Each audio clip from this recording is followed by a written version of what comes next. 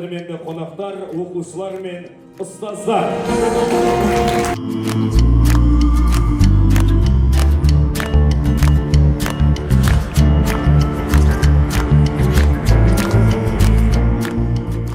Баршаңызды осынау сұлу жерімізде қарсы алғанымызға қуаныштымын.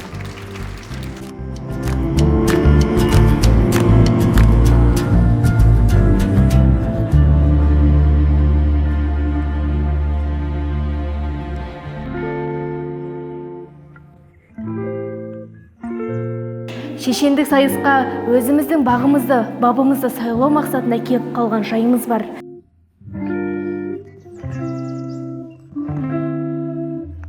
Байқау барысында тебіреністе, толқыныста болды.